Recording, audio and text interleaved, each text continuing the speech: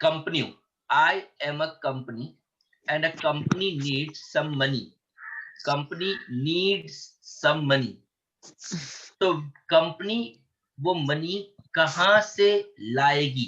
Where will company get those funds from? कहां से लाएगी मैंने पूछा, उसका जवाब दीजिए। पब कहीं से ला सकते, जैसे इक्विटी डिबेंचर, कोई एक इक्विटी बोला, उतना मेरे को सुनाई दिया और कुछ भी सुनाई नहीं दिया। इक्विटी चलो एक सुनाई दिया, ठीक है। Stocks, debt, loans, loans, loans, ठीक है। डेट बोला किसी ने, debt is nothing but loan. So किसी ने इक्विटी बोला, किसी ने डेट बोला, तो that's not wrong answer, but to say the correct word is जहां से पैसे आते हैं। आई एम सेइंग जहां से पैसे आते हैं, जहां से पैसे आते हैं उसको बोलते हैं sources of funds. Sources of funds. तो जब मैं सोर्सेस की बात करता हूं, please listen carefully, when I talk about sources of funds, when I talk about sources of funds, two categories I am making for you. मैं तुम्हारे लिए दो कैटेगरी बना रहा हूं, बाकी कुछ काम का नहीं, पर सुन लो। This is long term source of finance and this is short term source of finance. One is long term source of finance and second is short term source of finance. Now tell me, अपने reading का नाम क्या? अपने reading का नाम? Cost of capital. हाँ, सुधा पांडे बोल नहीं रही है, नहीं बोलेगी तो नहीं चलेगा, बोलना पड़ेगा। So it is cost of capital. Listen, cost of capital में जो कॉस्ट की मैं बात कर रहा हूं, I am talking about the cost. Here in this reading we are only discussing about long term sources of finance and not the short term sources of finance. The cost on which source of finance? Long term source of finance. So इतना clear है, long term sources की बात चल रही है। तो आप लोगों ने मेरे को जो जो बोला था उसमें से मैं थोड़ा लिख लेता हूं स्क्रीन पे, आप स्क्रीन पे देख भी सकते हो। सबसे पहला मैंने जो लिखा, सबसे पहला वो मैंने लिखा है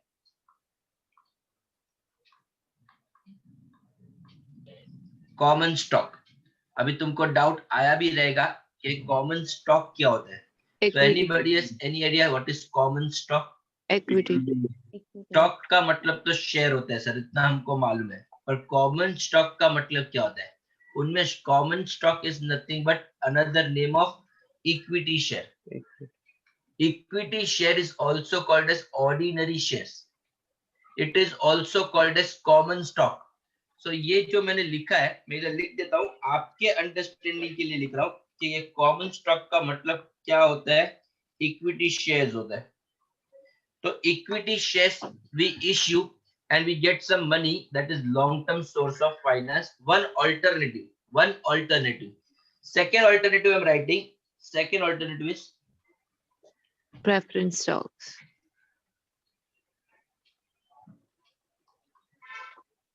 It is actually called preferred stock. It is called as preferred stock. Now preferred stock is nothing but preference shares. Preferred stock is nothing but preference shares. तीसरा मैं लिखता हूं डेट।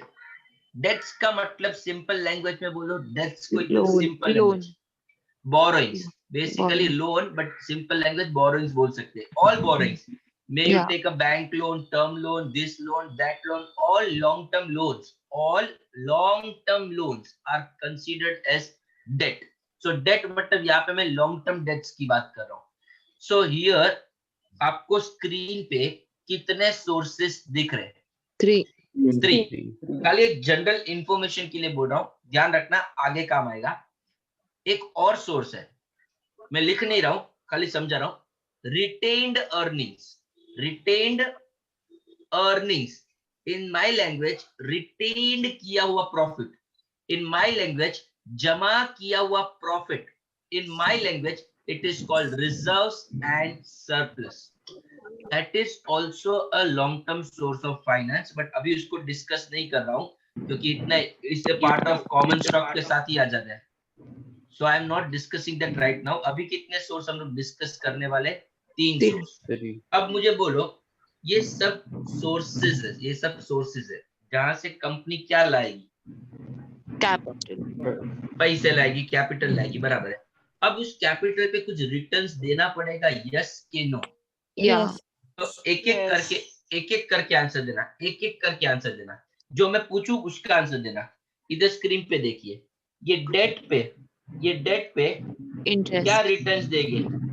Interest. Interest. ठीक है, आपने जो बोला वो मैंने सुना इंटरेस्ट, बट मुझे खुशी नहीं हुई आंसर सुन के जरा भी. Cost. नहीं, कॉस्ट लगेगा. वो कॉस्ट में क्या पे करेंगे? तो आपने बोला इंटरेस्ट पे करेंगे, but I am not happy. This only shows that आपने मेरा लिवरेज वाला रीडिंग बराबर नहीं सीखा है. अगर सीखा रहता तो आप ऐसा बोलते थे, डेट पे क्या देते हैं? Fixed interest. इंटरेस्ट बराबर, पर इंटरेस्ट क्या होता है? फिक्स होता है. It does not keep on changing. So interest is fixed. That's clear. So you pay what? Fixed interest on debt. ठीक है, this is fine. Now you tell me, ये प्रेफर्ड स्टॉक है, preferred stock, उस पे returns देना पड़ेगा क्या? Yeah. हाँ. Preference So what dividend. are you going to give on preference stock? Dividend. Fixed dividend. Preference dividend. नहीं, उसको प्रेफरेंस डिविडेंड बोलते. फिक्स होता है, ठीक है. जबरदस्ती प्रेफरेंस, ठीक है. प्रेफरेंस डिविडेंड में लिख रहा हूँ, ठीक है. एंड व्हाट डू यू पे on common stock? Just Dividend. dividend. Which dividend? Normal dividend. Just dividend, no? Okay. So this is what you pay on common stock, that is called equity dividend. So one thing is very clear, debt पे interest दिया जाता है, and equity and preference shares पे बोल रहा हूं मैं, shares पे dividend होता है, और borrowings पे interest होता है. So this is very clear with you, yes कि no? Yeah. Okay. So now my मेरा दूसरा क्वेश्चन. ऐसा मानो, ऐसा एज्यूम करो कि हम लोग को रिटर्न्स कॉस्ट पे करना है. तो कॉस्ट पे करने के टाइम पहले किसको पे करेंगे? पहले Debt. Okay, so first preference is to debt in terms of interest. Interest is paid before, बराबर है, ठीक है. तो उसके बाद किसको रीपे करेंगे? उसके बाद Preferred dividend. Preferred stock वाला. प्रेफरेंस को पे करेंगे पक्का, Yeah. बराबर है, क्योंकि उसका नाम देखो, ये इक्विटी स्टॉक है, वो प्रेफरेंस स्टॉक है. तो स्टॉक में प्रेफरेंस किसको है? प्रेफरेंस स्टॉक को है. तो preference stock will be before equity stock, बराबर है. एंड लास्ट किसको रिटर्न पे करेंगे? Common stock. Equity को. Yes, perfect. Now whatever you are paying is cost for company, yes or no? Okay. Yeah. So debt pay, what are you paying? Debt pay, what are you paying? Fixed interest. So that is cost for company, yes or no? Yes. Yeah. So what cost? That is cost of debt. Debt. ये KD denote कैसे करेंगे cost of debt को? K मतलब cost, D मतलब Small debt. d. So this is how cost of debt is denoted. तो preference के cost को क्या बोलेंगे? प्रेफरेंस के कॉस्ट को KP. तो इक्विटी के कॉस्ट को कैसे डिनोट करेंगे? Denote. KE. Oh, now I am understanding, sir. It is KD, it is KP, it is KE. Cost of debt, cost of preference, and cost of equity. And as you people said, first you pay KD, then you pay KP, and then later KE aata hai. This is the sequence of paying the returns. Now you tell me, Another question. Company बंद हो रही है. English. Liquidation of the company. Liquidation of the company. Company is liquidated. बंद हो रहा है. तो बंद हुआ है तो इन सब से आपने पैसा तो लिया है तो वापस तो देना ही पड़ेगा. सो इन लिक्विडेशन के टाइम पे किसको पहला प्रेफरेंस मिलेगा? डेथ वालों को. डेट वाले को पहला प्रेफरेंस मिलेगा. बराबर है. डेट वाले को पहला प्रेफरेंस. फिर प्रेफर्ड. इसको. फिर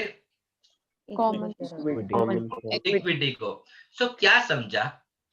in case of returns and in case of liquidation, in both this case equity को सबसे लास्ट में पे किया जाता है.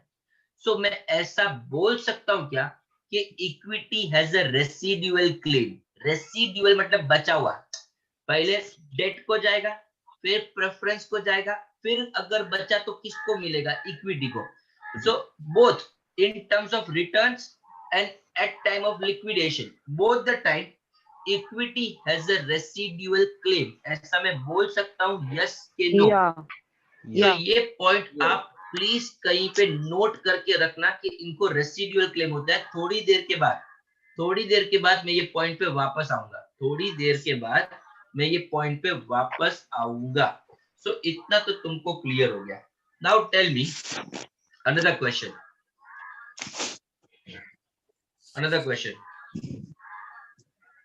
राधिका म्यूट रख. हेलो. म्यूट कर बेटा. थोड़ी देर म्यूट कर दे बीच में क्योंकि क्या है जब बोले 1 minute. That's all. So another question was I am a company. तो मुझे किस पे कॉस्ट आएगा? डेट पे आएगा, प्रेफरेंस पे आएगा कि इक्विटी पे? तीनों में से किस पे कॉस्ट मुझे आएगा? मैं कंपनी. तीनों पे ही आएगा. तीनों पे आएगा. Very good. Answer is right. एक कंपनी है तो कंपनी के पास सिर्फ डेट होगा क्या? सिर्फ डेट. नहीं. तो क्या सिर्फ प्रेफरेंस है? नहीं होता है. इक्विटी कंपलसरी होता है. ठीक है. सो मेरा क्वेश्चन है कंपनी के पास सिर्फ डेट होगा? नहीं. सिर्फ प्रेफरेंस होता है जनरली? नहीं. सिर्फ इक्विटी होता है जनरली? नहीं. जनरली कंपनी के पास थोड़ा इक्विटी होता है, थोड़ा डेट होता है, थोड़ा प्रेफरेंस होता है, सब होता है. सो कंपनी को सब पे कॉस्ट आएगा. यस कि नो? Tell me. डेट पे जो कॉस्ट है उसको क्या बोलते हैं? Cost. Fixed interest. Cost of debt debt. पे जो कॉस्ट है उसको कॉस्ट ऑफ डेट बोलते हैं. प्रेफरेंस के कॉस्ट को केपी बोलते हैं. इक्विटी के कॉस्ट को केई बोलते हैं. What I want to find is, listen carefully. मुझे क्या ढूंढना है? मुझे ढूंढना है कंपनी को ओवरऑल कितना कॉस्ट आता है. डेट का कॉस्ट तो है ही, प्रेफरेंस का कॉस्ट भी है, इक्विटी का कॉस्ट भी है, बट मेरे पास क्या डेट नहीं है. तीनों है. Debt, preference and equity. So what I am finding is company का overall cost of capital. Overall cost of capital. अब एक डाउट आया. ये ओवरऑल कॉस्ट ऑफ कैपिटल को हम लोग कैसे डिनोट करेंगे? तो केसी कौन बोला? कोई बोला KC? Unmesh. KC is not wrong. KC is not wrong बेटे. KO, overall cost of capital. और जो उन्मेष बोला इट इज 100% राइट, क्योंकि केओ को बहुत लोग केसी बोलते हैं, कॉस्ट ऑफ कैपिटल भी बोलते हैं. तो it is one and the same. Overall cost of capital या KC cost of capital, it's one and the same. But मुझे जो सिखाने का था वो ये था, Prachi, overall cost of capital का जो नाम मेरे को सिखाने का वो मैं अभी लिख रहा हूँ. देख, ये ओवरऑल कॉस्ट ऑफ कैपिटल को क्या बोलते हैं? देख. Overall cost of capital is also called as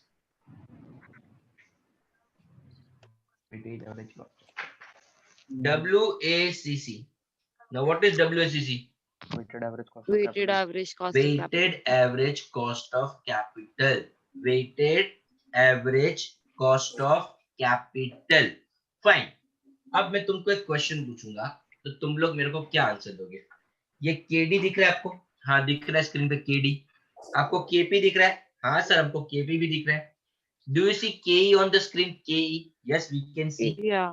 now if I ask you generally, क्या I want overall cost of capital, overall cost of capital, how will you get overall cost of capital? What will you answer me?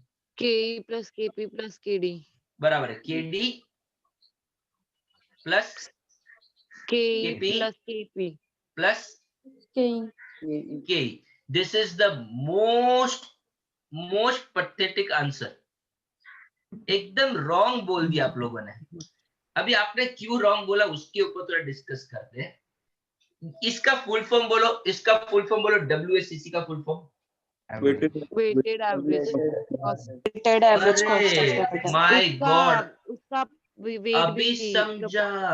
You want not average, you want weighted average cost of capital. Now why weighted average, उसका story समझाओ। why weighted average, उसका story सुनो। बोलो मेरे पास date है, preference है, equity है, तीनों है, यस के नो? Yeah. Yes. तो क्या तीनों डेट, प्रेफरेंस, इक्विटी, तीनों का क्या अमाउंट मेरे पास जो है वो सेम रहेगा? मतलब जितना इक्विटी है उतना ही डेट रहेगा, उतना ही प्रेफरेंस हर बार? No. नहीं. Their proportion in the company's capital structure is not same.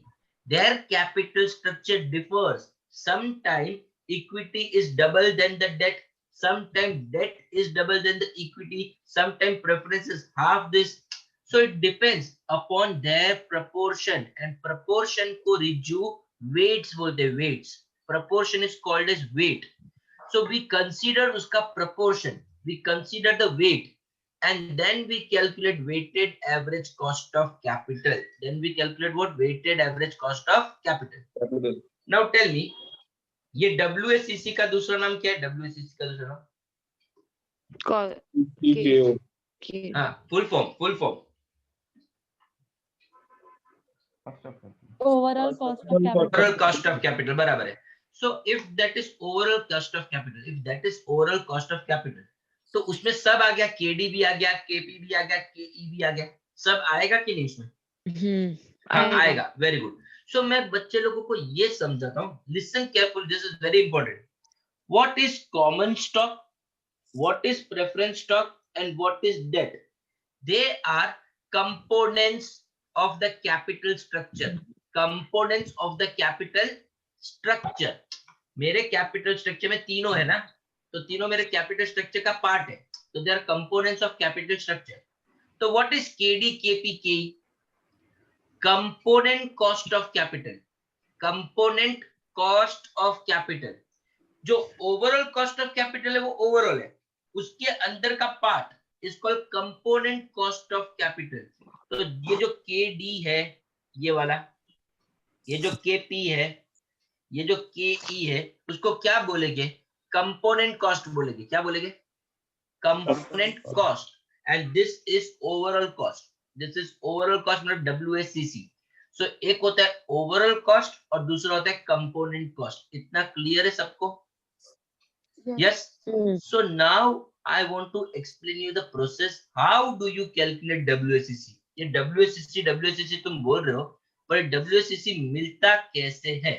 तो let's move here. Proportion of. Tell me ये क्या लिखा है? क्या लिखा है? Sources. Okay, sources. एग्जांपल अपने पास कितने थे वो बोल दीजिए। 3. दूसरा, Sorry. Equity. Preference. तीसरा, Debt. डेट। ओके, तो तीनों क्या है? Sources. सोर्स है। ये देखो मैंने क्या लिखा है। हाँ, अभी डॉलर में बात करने का, वो पहले रुपीस में करते थे, कुछ ज्यादा फर्क तो है नहीं। तो मैं सबका आपको एक अमाउंट दे रहा हूँ। इक्विटी का 1 लाख, प्रेफरेंस का 1 लाख एंड डेट का 2 लाख रखते हैं। Now tell me, look at your capital structure, नहीं, look at your capital structure and tell me, सबका अमाउंट सेम है क्या? नहीं है। सो यही तो फर्क है ना, सबका कैपिटल स्ट्रक्चर में अमाउंट सेम नहीं होता है। So you need to go on weighted average basis. Now before I move 25, ahead, 25, इसका सबका टोटल करो.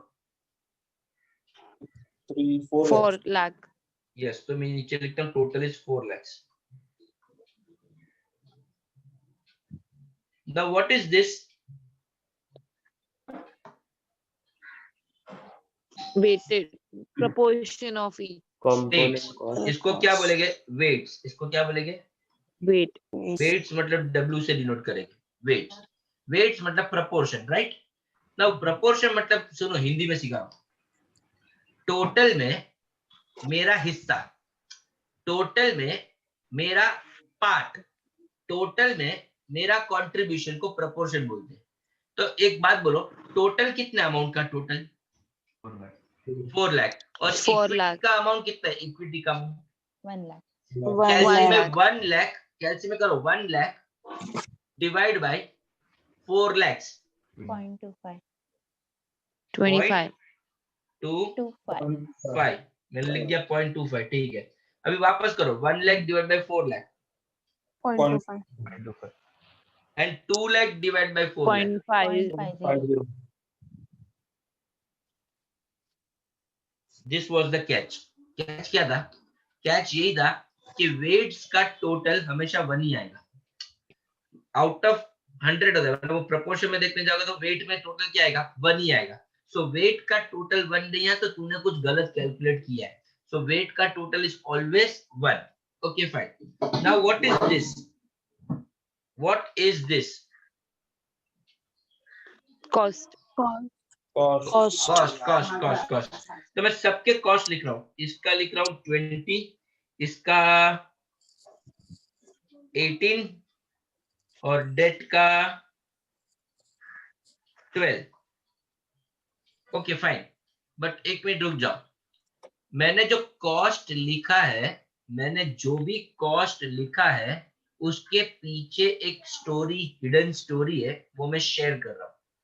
Can you see the cost of equity is 20, cost of preference is 18 and cost of debt is 12. तो इससे सागर एक चीज मुझे जो सिखानी थी वो मैं सिखा रहा हूं. सागर, cost of date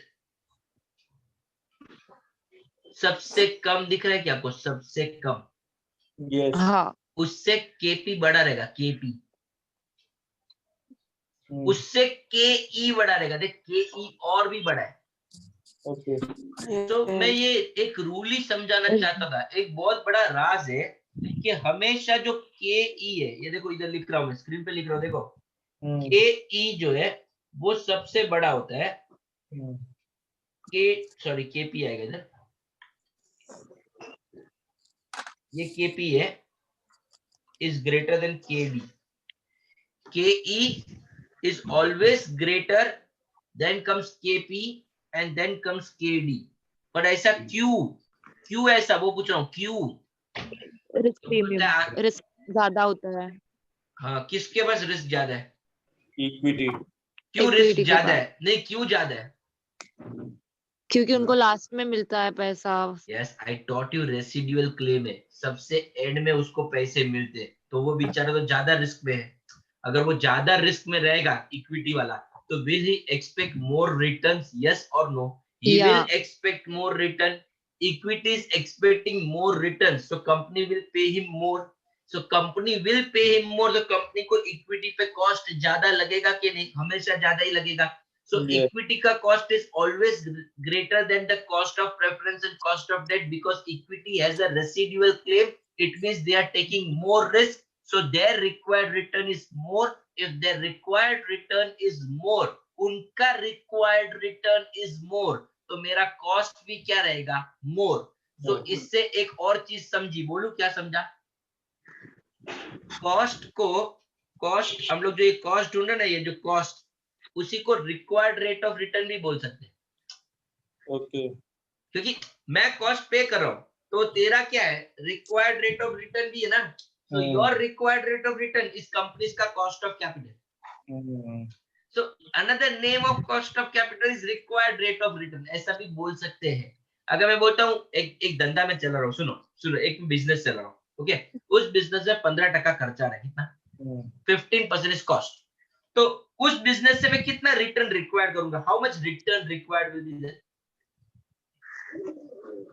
minimum 15%. minimum 15. So minimum required rate of return is the right one, minimum required rate of return, खत्म हो गया। So its cost is nothing but minimum required rate of return, इतना required है from this long term source of finance, that is what I'm telling कि अगर हम लोग को इतना कॉस्ट आता है तो ये सोर्सेज को हम लोग बिजनेस में डालेंगे तो उसमें से इतना मिनिमम रिक्वायर्ड रिटर्न होना चाहिए। सो आई कंटिन्यू, यहाँ पे मैंने एक चीज क्लियर कर दिया, यहाँ पे कि KE is greater than KP and KP is greater than KD. This is always the scene because equity is more risky, then comes preference and that is the least risky thing. So उसके ऊपर required rate of return कम होता है। चलो ये हो गया। अब मैं यहाँ पे आता हूँ, मुझे क्या ढूंढने का था, WACC, weighted average cost of capital, बराबर है। So it's very simple logic, I will explain you how to do. ये W दिखता है आपको, W ये, और ये क्या है, ये K। सो यहाँ पे मैंने एक कॉलम बनाया W इंटू के, वेट इंटू कॉस्ट। तो जरा W इंटू के करके दिखाओ, पहले का करो 20 इंटू 0.25, दूसरे का करो 18 into 0.25, 4.5. 12 into 0.5, 6, total 15.5. 15.5. So companies overall cost is how much? I'm not asking cost of equity. I know cost of equity is 20%. देखो इधर ये दिख रहा है 20% स्क्रीन पे, that is KE, 18% KPA, 12% KDA. But I am asking you which cost, company's overall cost, that is how much? 15.5%. So what is 15.5%? What is 15.5%? WACC. या तो overall cost of capital WACC, या तो overall cost of capital. इतना picture तुम्हारे दिमाग के अंदर set है तो मैं नेक्स्ट लेवल पे लेके जाऊं। ओके, नेक्स्ट लेवल पे जाते हैं। WACC इट मींस कंपनी अगर आज 1 रुपया, अगर कंपनी अगर आज 1 रुपया बोरो किया है, 1 rupee borrowed, then on that 15.5 paise is the cost incurred. 15.5% is the cost. So percentage है ना, 15.5%. So for every rupee, if I talk about 1 rupee borrowed, so it is 15.5 paise. 15.5 paise is the cost incurred on that borrowings. So borrowings का cost या तो capital का cost बोल सकते हैं। Tell me, WACC का एक और नाम सिखा रहा हूँ जो आपको बहुत काम का है, आपके सिलेबस के एंगल से भी बहुत काम का है। तो मैं यहाँ पे जरा हाईलाइट करके लिख रहा हूँ, थोड़ा हाईलाइट करता हूँ उसको, इधर स्टार करता हूँ और इधर लिखता हूँ मार्जिनल कॉस्ट ऑफ कैपिटल।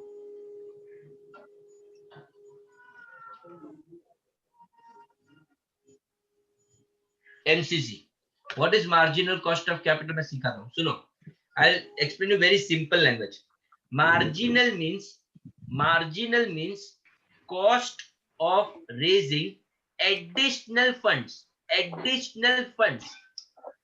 अच्छा एक मिनट रुको, इसको और डिटेल में समझा रहा हूँ। प्लीज यहाँ पे देखिए,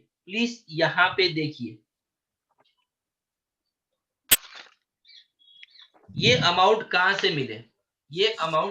से मिले, सोर्सेस से। कहाँ से? सोर्सेस से। हाँ, ये सोर्सेस की ये अमाउंट है, तो ये अमाउंट मैंने कहाँ से लाई, कंपनी ने कहाँ से लाया? पब्लिक। अरे पब्लिक से पैसे लाए वो मालूम है, पर ये अमाउंट 1 लाख है, वो कंपनी को कैसे समझा? उन्होंने उतने शेयर इशू किए होंगे। किए थे, वो किए रहे साल के स्टार्टिंग में, बीच में, अभी मैं साल के एंड में देख रहा हूँ तो मुझे कैसे मिलेगा? सर बुक्स ऑफ अकाउंटिंग रहता है ना उसमें, बराबर, बुक्स में से बुक्स ऑफ अकाउंट्स बोल सकते हैं इसको। सिंपल करेगा ना सागर, सिंपल और सिंपल, तो balance sheet. Balance sheet. So books में से आया, that is the most appropriate word is books में से आया, पर सबको ये नहीं समझते इसलिए मैंने बैलेंस शीट बोला। सो बुक्स में से ये वैल्यू आया, बुक्स में से ये वैल्यू आया, यस और नो? या तो ये मेरे पास ऑलरेडी है, तभी मेरे बुक्स में दिखता रहेगा, ये मेरे पास ऑलरेडी क्या है। So this is which capital structure? Company का एग्जिस्टिंग कैपिटल स्ट्रक्चर। कंपनी के एग्जिस्टिंग कैपिटल पे कितना कॉस्ट आ रहा है? कंपनी के एग्जिस्टिंग कैपिटल पे कितना कॉस्ट आ रहा है?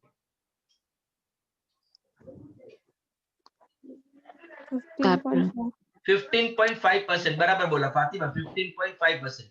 सो कंपनी के एग्जिस्टिंग कैपिटल पे जो कॉस्ट आ रहा है उसको WACC बोलते हैं, और ऐसा मानते हैं कि WACC को ही मार्जिनल कॉस्ट ऑफ कैपिटल भी बोल सकते हैं, क्योंकि अगर कंपनी आज नया पैसा लाती है तो कंपनी उस पे कितना कॉस्ट देने को तैयार है? 15.5% दी। तो वही नए कॉस्ट का भी कॉस्ट है ना, नए फंड्स का भी। बट नए फंड्स के लिए जब मैं वर्ड यूज करता हूँ फॉर न्यू फंड्स, तो आई यूज द वर्ड मार्जिनल। वही है। अगर एग्जिस्टिंग का कॉस्ट तो WACC बोलने का, अगर न्यू एडिशनल फंड्स का कॉस्ट तो उसी को हम लोग क्या बोलते हैं? Marginal cost of capital. So अगर कभी पूछते हैं, अगर कभी ऐसा पूछेगा नहीं, पर पूछे कोई कि what is the cost for raising additional funds, cost for raising additional funds, तो it is the marginal cost of capital, but it is always equal to WACC। मतलब अगर तू प्राची आज नया 100 रुपया लाएगी आज, तो उसमें 15.5 रुपया तेरे को कॉस्ट आएगा। क्लियर है? ओके। अभी एक दूसरा चीज ये सिखा दूं, ये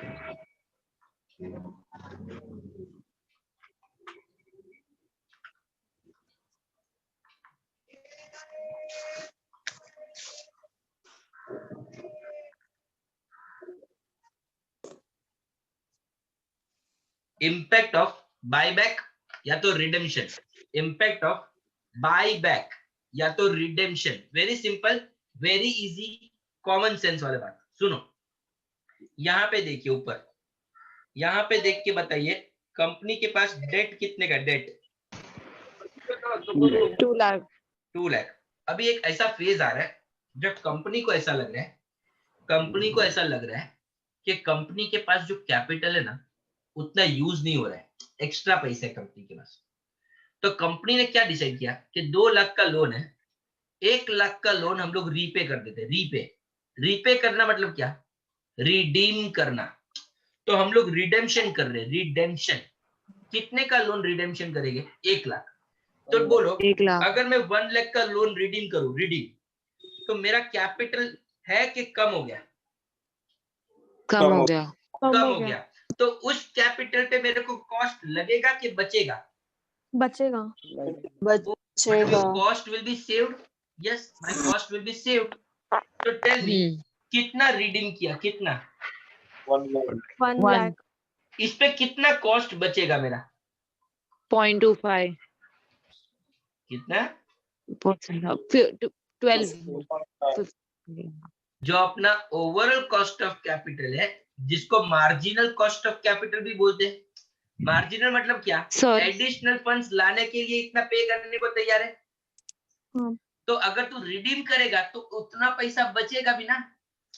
सो कहने का मतलब है WACC is the cost which will be saved in case you redeem the funds. So your funds पे टोटल कॉस्ट कितने का बच गया? 15,500. So ये WACC का मीनिंग पहले क्लियर होना चाहिए। WACC is the overall cost. It is the marginal cost of capital. Funds if a company raise additional funds. If company buybacks or buyback करता है, redeem करता है, तो this is the cost which company will save. इतना cost company बचाएगा, इतना देखो, इतना और इतना ही कॉस्ट कंपनी रेडी है पे करने के लिए अगर एडिशनल पैसा चाहिए तो। So this is the story of बोलो। So you were specifically talking about redeeming debts, right? I am specifically talking about debt, but debt repay करने से बेटे खाली debt का cost जितना उतना नहीं बचेगा। It is company's proportion will change ना, कंपनी का पूरा proportion change हो जाता है बेटे। So हाँ company considers the WACC as the real cost. हाँ So उतना पैसा कंपनी पे करने को भी तैयार है और उतना कंपनी का पैसा सेव होएगा, दोनों होएगा. Okay, so you have to consider which Correct. cost for that WACC. yeah Okay, good. So इधर तक हम लोग ने देखा और इधर तक अपना पिक्चर क्लियर हो गया. इधर तक मेरा पिक्चर क्लियर है. अभी एक लेवल आगे बढ़ते हैं. देव सर ने आप लोगों को टाइम वैल्यू ऑफ मनी सिखाया था और DCF करके कुछ सिखाया था. DCF क्वांट्स में, right? Okay. See, people, you need to understand one thing. At CFA level 1 curriculum, there are few things which will be overlapping. Overlapping in the sense, जो quants में है, वो CF का बेस बनेगा. जो CF में है, वो इक्विटी का बेस बनेगा. जो इक्विटी में है, वो फिक्स इनकम का बेस बनेगा. इधर भी है, उधर भी है, दोनों जगह रहते हैं. So ओवरलैपिंग बोलते हैं. तो वहां पे देव सर ने जो सीखा था, उसमें से एक क्वेश्चन पहले पूछना चाहूंगा मैं, फिर मैं आगे बढ़ता हूँ. ऐसा कुछ सिखाया था क्या? आई एम आस्किंग यू. कुछ फ्यूचर वैल्यू होता था और एक प्रेजेंट वैल्यू होता था. तो फ्यूचर वैल्यू का प्रेजेंट वैल्यू कैसे ढूंढते, ऐसा कुछ सिखाया था, हाँ. राइट? तो कैसे ढूंढते थे फ्यूचर वैल्यू में से प्रेजेंट वैल्यू कैसे ढूंढते थे? I am asking you that thing. Answer. हाँ, TVM. क्या? TVM मोड से that's fine, but what was the how you used to calculate? But future में से प्रेजेंट वैल्यू ढूंढने के लिए क्या करने का? तो उसका टेन्योर डालना पड़ता है, रेट ऑफ इंटरेस्ट डालना पड़ता है. वो रेट ऑफ इंटरेस्ट जो तू बोल रहा है ना, डालना पड़ता है. वो रेट ऑफ इंटरेस्ट क्या होता है एग्जैक्टली, वो बोल. ROR, हाँ, रेट ऑफ रिटर्न. नहीं, उसके लिए वर्ड है. I/Y. क्या? I/Y. क्या नहीं समझा? It's saying in the Calci one, I/Y.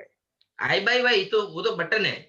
हम बोलने के लिए उसको इंटरेस्ट का बटन बोलते हैं. वो नहीं, उसको क्या बोलते हैं? वो I/Y जो तुम डाल रहे हो, व्हाट इज दैट I/Y? ये फ्यूचर है. Required rate of return. Wonderful, wonderful. कौन बोला रिक्वायर्ड रेट ऑफ रिटर्न? कौन बोला? और बोला मैं पहले. हाँ, very good Sagar, I am proud of you. तूने भी पहले बोला, मैं सुना नहीं, sorry. So I/Y is nothing but required rate of return. Is it so? Yes or no? Yes. Yes. ये रिक्वायर्ड रेट ऑफ रिटर्न को डिस्काउंटिंग रेट भी बोलते हैं. क्या बोलते हैं? Discount. फ्यूचर की वैल्यू को डिस्काउंटिंग किया. डिस्काउंटिंग करके कौन सी वैल्यू पे आया? प्रेजेंट वैल्यू पे आया. So that required rate of return is discounting rate. Yes और no? yeah Listen carefully. In this corporate finance, आगे जाके एक पूरा चैप्टर आएगा जिसका नाम है कैपिटल बजटिंग. क्या नाम है? Capital budgeting. उसमें हम लोग हमारे प्रोजेक्ट की प्रेजेंट वैल्यू ढूंढेंगे. हमारे प्रोजेक्ट की कौन सी वैल्यू ढूंढेंगे? present How will you find that project value, present value? By discounting your future value. Yes or no? yeah तो वो डिस्काउंटिंग करने के लिए आपको डिस्काउंटिंग का रेट चाहिए कि नहीं चाहिए? चाहिए वो रिक्वायर्ड रेट ऑफ रिटर्न चाहिए कि नहीं चाहिए? चाहिए तो मैं बच्चे लोग को यही समझा रहा हूं कि in case of project decision, the required rate of return which you use is nothing else other than this WACC. आज ही मैंने सिखाया. कॉस्ट इसका दूसरा नाम क्या है? रिक्वायर्ड रेट ऑफ रिटर्न है. तो उधर जो तू वो रेट वापर रहा था ना, वो जो 15%, 12%, 18%, वो जो रेट यूज कर रहा था ना, वो क्या था? वो कंपनी का WACC था. So a WACC is nothing but the required rate of return which is used while evaluating project to find its net present value. यही रिक्वायर्ड रेट जो है, जो हम लोग प्रोजेक्ट का एनपीवी ढूंढने के लिए यूज करते हैं, एनपीवी ढूंढने के लिए जो यूज करते हैं, that is nothing but WACC. Okay, अभी समझा. So what is required rate of return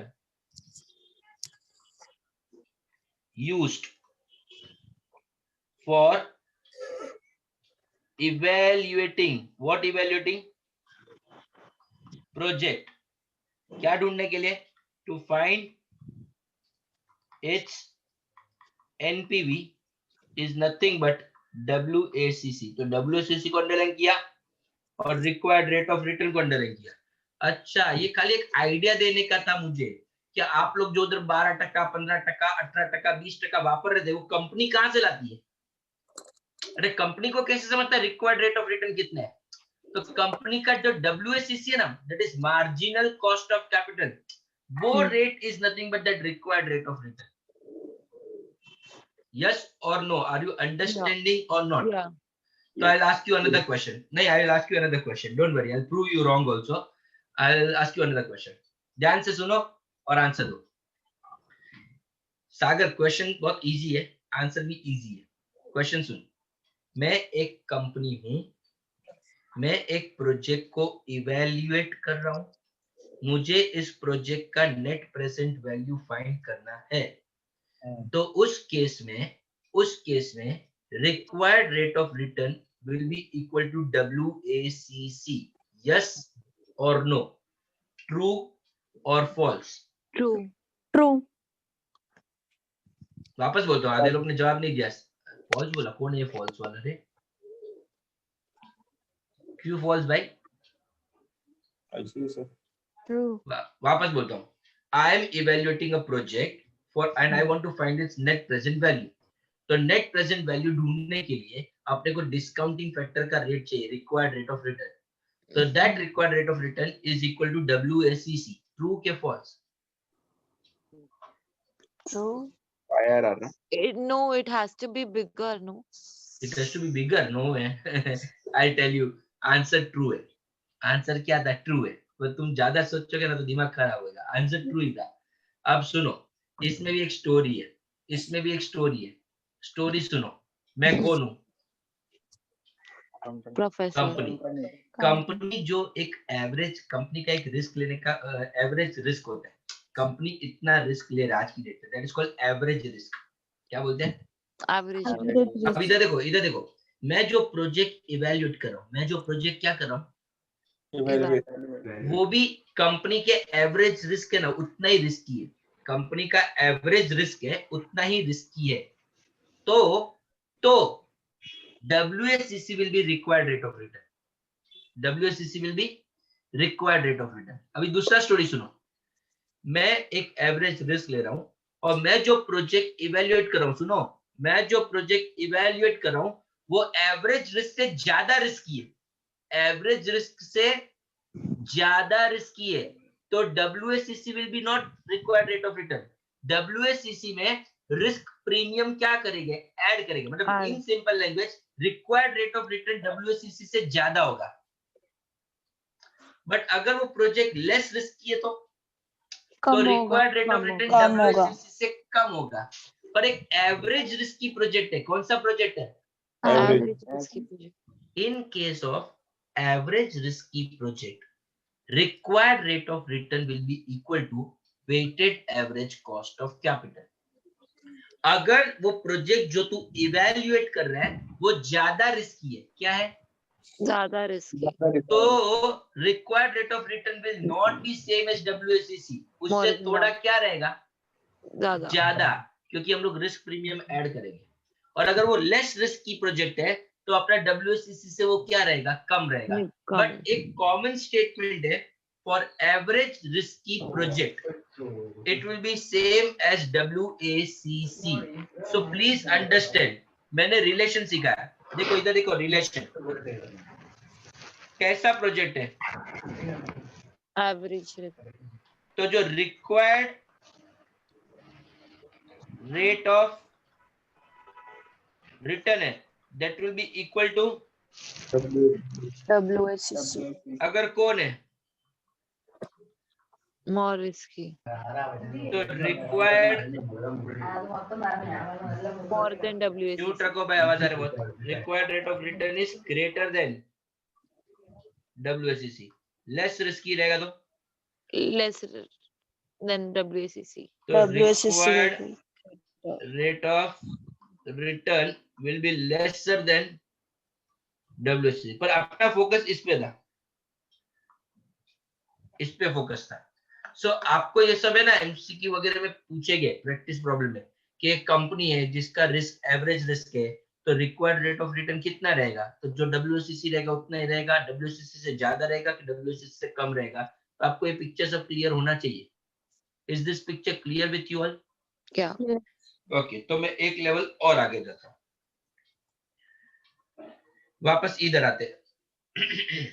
ये क्या है बताइए कोई? Cost of equity.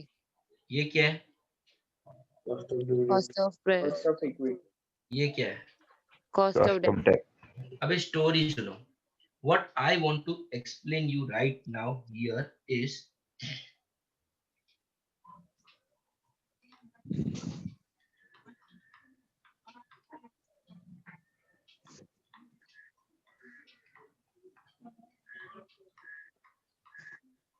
मैं WSCC ढूंढ रहा हूं, तो टैक्स का उस पे क्या इफेक्ट आता है? Effect of tax on calculating WSCC। Very simple, very practical, very easy, very very small part, एकदम जल्दी हो जाएगा। इक्विटी पे क्या देते हैं? व्हाट डू यू पे on equity? Dividend. Equity. What do you pay on preference? Preference dividend. Preference dividend. Dividend only. अच्छा, तो what do you pay on debt? Interest. Interest. So you are saying कि equity and preference दोनों पे dividend होता है and debt पे interest होता है। चलो, I will ask you another question then. Dividend मतलब क्या? नहीं, चलो चलो छोड़ो छोड़ो छोड़ो, दूसरे स्टाइल में पूछता हूँ। Is dividend, म्यूट करो, is dividend an expense for company? Yeah. मेरा Yes. क्वेश्चन है, उसका आंसर चाहिए। Is dividend an Yes. expense for company? Yes. Yes के नो में जवाब चाहिए। Yes. चलो, Yes. बहुत लोग बोल रहे हैं Yes. Yes, very good very good. तो दूसरा question, is interest an expense for company? Yes. That too. Yes के no? Yes. Yes. So I think you are wrong. I'll tell you. Interest is an expense. Interest is an expense, but dividend is not an expense for company. तो dividend basically profits में से share करते हैं ना। वाह सागर, तू एक ही लड़का है पूरे बैच में जो ऐसे तेरे घर पे आना लगे तो कोई गिफ्ट देने, चॉकलेट देने का। चॉकलेट अभी इधर से तो नहीं दे पाएगा ना, चॉकलेट मिल जाएगा। कितना मस्त पॉइंट पकड़ा। डिविडेंड वो बोल रहा है प्रॉफिट में से देते हैं। Listen carefully, listen, there is a difference, पर तो इतना क्लियर करूं, there is a difference between expense and cost. ये दोनों अलग है, एक्सपेंस अलग है, कॉस्ट अलग है। मैंने बोला डिविडेंड एक्सपेंस है क्या, तो मैंने बोला डिविडेंड एक्सपेंस नहीं है। सागर ने जो हिंदी में बोला, मैं इंग्लिश में बोला। Dividend is appropriation of profit। मेरे प्रॉफिट को मैं मेरे शेयर होल्डर के साथ शेयर करूंगा। Appropriation of my profit. आइला, अभी समझा? बहुत बड़ा स्टोरी हो गया। देखो, आपको समझाता हूँ, आपको नहीं समझ आया तो समझाता हूँ। चलो इधर देखिए, ये क्या लिखा है? EBIT। इसमें से क्या पे करेंगे? Interest. तो क्या मिलेगा? EBT। लेस क्या करेंगे? Tax. तो क्या मिलेगा? EAT. And from this earning after tax you will pay what? Dividend. So your dividend आपने किस में से पे किया? Earnings after tax. तो earning after tax मतलब क्या? Profit. तो प्रॉफिट में से ही पे किया ना? ओके, सो अनदर क्वेश्चन, ये प्रॉफिट टैक्स के बाद है कि टैक्स के पहले? Tax के बाद. टैक्स के बाद ही है। Okay, so dividend is always after tax, yes के no? Yeah. Yes. But interest पे आओ, Yes. नहीं इंटरेस्ट पे आओ, इंटरेस्ट टैक्स के पहले है। हाँ. ओ मतलब आज समझा। जो भी टैक्स का इफेक्ट आएगा वो किस पे आएगा? सुन लो, Death पे. KE एंड KP, ये सिर्फ दोनों पे टैक्स का नहीं कोई आएगा। इम्पैक्ट आता नहीं है। और ये कौन है? ये KD. अपने को Yes. KD चाहिए कौन सा? After tax. तो वो ढूंढते कैसे? देखो ये कौन है? ये ये केडी कौन सा है? Before tax before tax. उसमें से हम लोग टैक्स क्या करेंगे? माइनस तो ये केडी के लिए टैक्स का एडजस्टमेंट करना पड़ेगा, यस के नो? या ओके, एग्जांपल के साथ समझा दो, छोड़ो।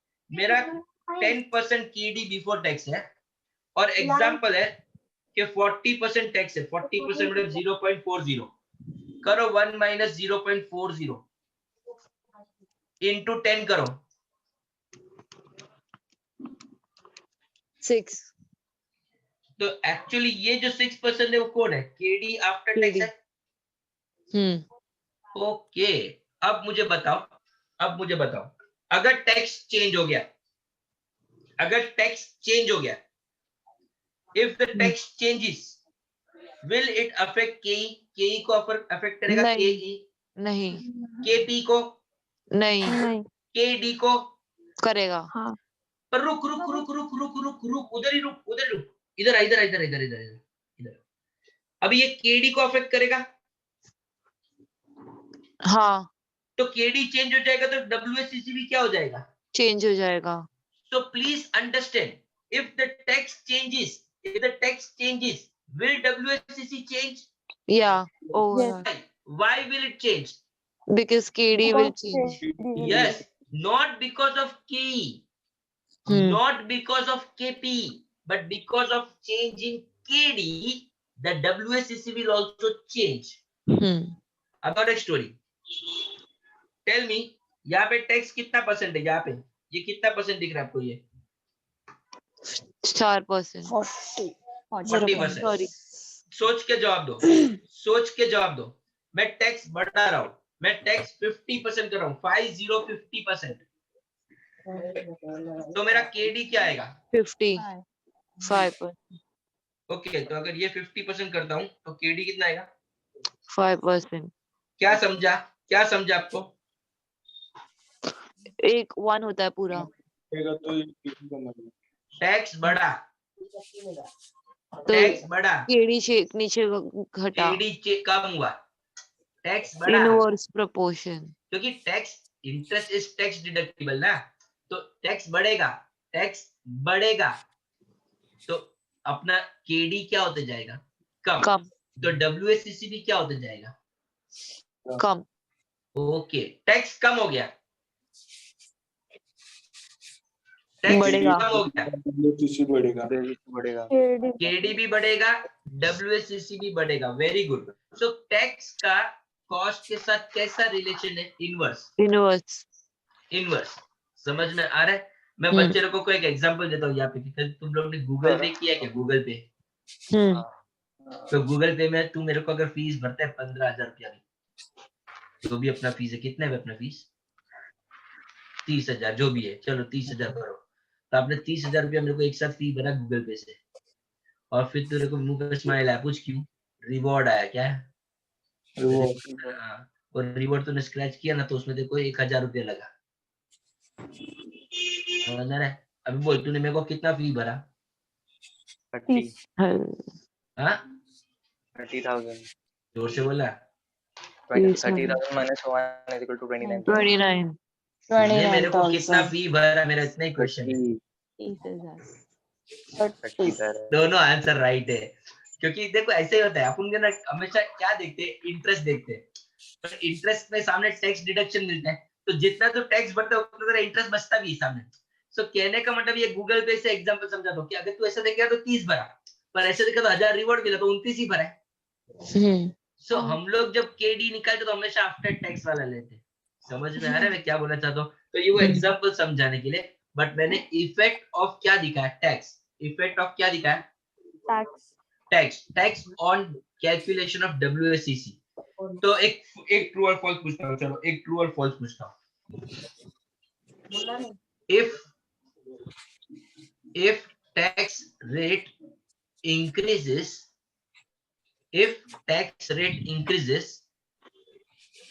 WSCC will decrease along with decrease in cost of equity. False. और कॉस्ट ऑफ इक्विटी के साथ थोड़ी ना होगा। ओके, तो अगर टैक्स बढ़ता है तो WSCC जरूर कम होगा, but not along with cost of equity. It is along with cost of debt. Debt. Cost of equity को कोई फर्क पड़ता ही नहीं है. सो ये सब पिक्चर क्लियर है आपका? हाँ. ओके, तो मैं एक और चीज दिखाता हूँ. इधर आइए, इधर सर आइए. सर हाँ सर बोलो बोलो बोलो. अगर WACC ज्यादा रहेगा या फिर कम रहेगा, ये कैसे, मतलब what is good for us as a company point of तू व्यू? बता, कॉस्ट ज्यादा होना चाहिए कि कॉस्ट कम होना चाहिए? कॉस्ट कम होना चाहिए. खत्म हो गया. तो जितना कॉस्ट कम है उतना कंपनी के लिए अच्छी बात है. ओके. बराबर है. ओके, अभी मेरा क्वेश्चन सुनो. ये WACC जो है, WACC, उसका एक बार वापस स्टोरी बोल रहा हूँ. पहला, WACC is the overall cost of capital, also called as KO. अच्छा, WACC is a marginal cost of capital, that is cost for funding additional finance. Third thing, WACC is the minimum required rate of return. The fourth thing, WACC is the appropriate discounting rate used to evaluate the project's NPV. ये सब उसका meaning समझा रहा हूँ. WACC is the minimum required rate of return company should earn to maintain the market value. तो ये WACC का सब मीनिंग क्लियर है कि आपको क्या WACC है? तो इधर देखिए, तो ये आपको समझेगा. देखो, ये आज हम लोग ने क्या पढ़ा वो मैं दिखा रहा हूँ. आज हम लोग ने क्या पढ़ा? अभी तक 2 LOS किया. कितने LOS किए? 2 लर्निंग आउटकम. पहला कैलकुलेट एंड इंटरप्रेट. क्या? WACC. मतलब मैंने WACC कैसे ढूंढते उसका एग्जांपल दिया ना. अच्छा, यहाँ पे ये क्या लिखा है? ये मतलब कैलकुलेट क्यों लिखा है? क्योंकि इसके प्रैक्टिस प्रॉब्लम में सम आएंगे WACC ढूंढने के, जो मैं करवाऊंगा आपको. ओके, फिर ये क्या लिखा है? Describe how taxes affect the cost of capital from different capital sources. नहीं, टैक्स KE को असर नहीं करेगा. नहीं, KP को भी दिखा. हाँ, KD को करेगा और उसकी वजह से WACC को भी करेगा. टैक्स बढ़ेगा तो कॉस्ट कम हो जाएगा, टैक्स कम होएगा तो कॉस्ट बढ़ जाएगा. वो सब आपने देखा, यस और नो? या. ओके, अब एक लास्ट चीज समझा के अपना आज का तीसरा LOS खत्म करूंगा. तीसरा, चलो यहाँ पे आइए. ये जो अमाउंट है, ये जो अमाउंट आपको दिख रहे, जो भी अमाउंट आपको दिख रहे, ये अमाउंट कहाँ से आए? बुक्स में से. वाह वाह सागर, तूने एक बार बुक बोला सबको याद रहेगा. देख, तो ये सब बराबर है. बुक्स में से आया. कहाँ से आया? बुक्स में से. अच्छी बात है. तो ये बुक्स में से आया तो मैं ऐसा बोल सकता हूँ क्या? पूछ रहा हूँ. Can I call this amount book value? Book value, yes और नो? या. अच्छा, अभी दूसरा क्वेश्चन. ये वेट्स कहाँ से आए? वेट्स बुक वैल्यू से प्रपोर्शन है. मतलब ये बुक वैल्यू पे से निकाला था, ये अमाउंट पे से. तो ये वेट्स किसके बेसिस पे निकाला था? किसके बेसिस पे? Book value. Book value. अभी ध्यान से सुनो. हमारा नेक्स्ट LOS बोलता है कि कौन सा वेट यूज करना चाहिए. कौन सा वेट्स, ये वेट्स है ना, वेट्स, ये वेट्स, कि कौन सा वेट्स यूज करना चाहिए कंपनी को. तो सुनो क्या बोलता है. अपना LOS बोलता है, सब ग्रेजुएशन लेवल पे चैप्टर पढ़ के आते हैं, तो जो भी ग्रेजुएशन लेवल पे पढ़ के आते हैं ना, वो रॉन्ग पढ़ के आते हैं. ऐसा मैं नहीं बोल रहा हूँ, LOS बोल रहा है. दूसरा, आप लोग अगर CA करोगे, CA, तो अपना LOS बोलता है कि CA इंस्टीट्यूट वाले गलत सिखाते हैं ये चीज. अपना LOS क्या बोलता है? सुनो. Which weights should be used? पहले सब लोग म्यूट करो 2 मिनट.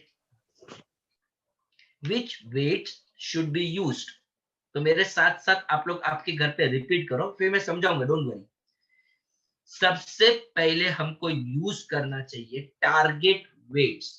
बोलो क्या यूज करना चाहिए सबसे पहले? Target weights. Perfect perfect. पर ये टारगेट वेट, जो टारगेट वेट है, ये टारगेट वेट्स कहां से मिलेगा? टारगेट वेट्स कहां से मिलेगा? Target weight is decided with a target capital structure decided by the management. मतलब इन सिंपल लैंग्वेज तेरे को दिया रहेगा कि मैनेजमेंट ने ये टारगेट कैपिटल स्ट्रक्चर रखा है तो ये उसका वेट है। But target weight is based on the targeted capital structure decided by whom? Management। पर सर हमारे पास अगर टारगेट कैपिटल स्ट्रक्चर मैनेजमेंट का नहीं है तो टारगेट वेट तो हम लोग नहीं ले पाएंगे ना। नहीं, नहीं ले पाएंगे। तो कौन सा वेट लेने का? अगर टारगेट वेट नहीं है तो कौन सा लेने का? तो तुम लोग लेने का मार्केट वैल्यू वेट्स। कौन सा लेने का? Market value weights. सबसे पहला प्रेफरेंस क्या था? सबसे पहला preference target weights. Target weights. Who decides the target weights? Management। Management। If target weight is not available, then weight will be based on market value। Market। चलो market value भी नहीं है हमारे पास, नहीं है मार्केट वैल्यू नहीं है तो बुक वैल्यू। नहीं नहीं नहीं, रुक जरा, इतना जल्दी नहीं आने का। अच्छा।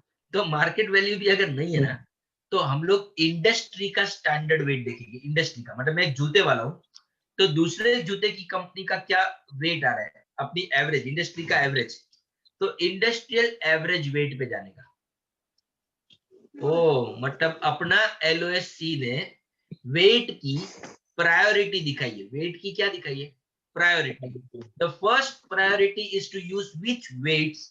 Target weight target weight. decided by the management। Second, Management। if the target weight is not available, then you decide on the basis of market weights।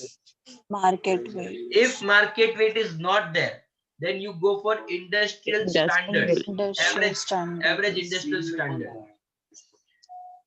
वो भी नहीं है तो ये जो तूने बोर्ड पे दिख रहा है ना बुक वैल्यू, तो वो बराबर है। मैंने बुक वैल्यू लिया देखो, बट एक्चुअली बुक वैल्यू लेने का नहीं रहता है, ऐसा कौन बोलता है अपना LOSC. So LOSC is very clear. First is target weights. अगर टारगेट वेट्स नहीं है तो you go to market weights. अगर मार्केट वेट्स भी नहीं है तो you go to industrial standards. वो भी नहीं है तो तुम लोग किसके पास आ जाओ? बुक वैल्यू के पास आ जाओ। और ये टारगेट वेट कौन डिसाइड करेगा? मैनेजमेंट। अच्छा, Management।